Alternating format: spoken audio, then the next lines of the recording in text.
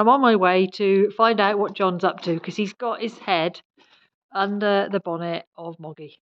What are you up to, John? Well, I'm just loosening the bolts on the engine mount because we fitted a new clutch to this car about 1,000 miles ago, maybe longer, and the clutch is now bedded in, so we're not getting any noise or wearing noise from the clutch now. So it's nice and smooth. The gear change is lovely and smooth, but we're getting a little bit of vibration.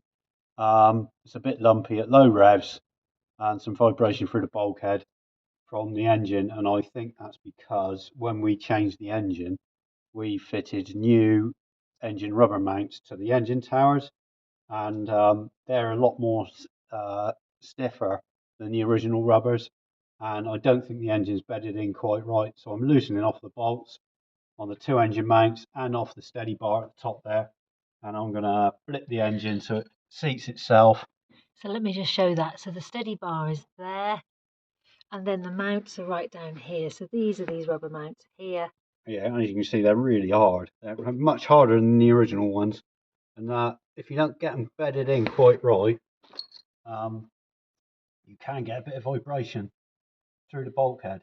So what are you going to do? You've undone I've loosened the two. off all the 4 1/2-inch AF nuts with a stubby spanner, so I can get my hand in there, and 2 1/2-inch AF spanners to loosen off the steady bar, so there's movement in the.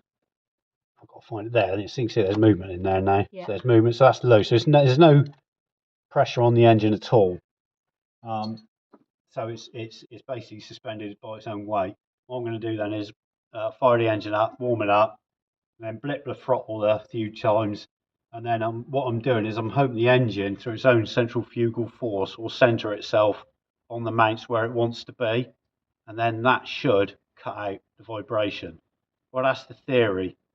Some people even go to the extent of, when they buy these new engine mount rubber blocks, they drill a 5mm hole right through the middle of them to make them more spongy. But I'm going to try loosening the engine off first.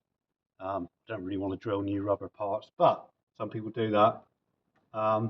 So there we go. So I've loosened them all off now. So it's a case of starting the engine and getting it to bed in. It is -3 out here, and this is the first time we started it today, so it will be a bit lumpy.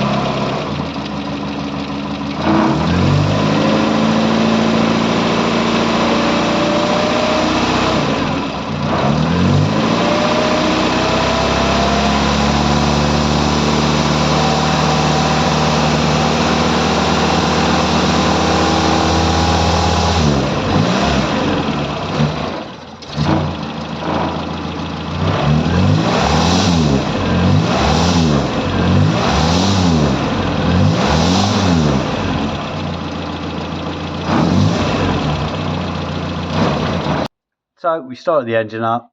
I got it to its off choke. It's still running a bit lumpy. I revved it and popped it a couple of times, so it shook the engine about. Hopefully it's found its own level. And now I'm just going to tighten back off, and we'll take it for a test run and see if that's eased the vibration out.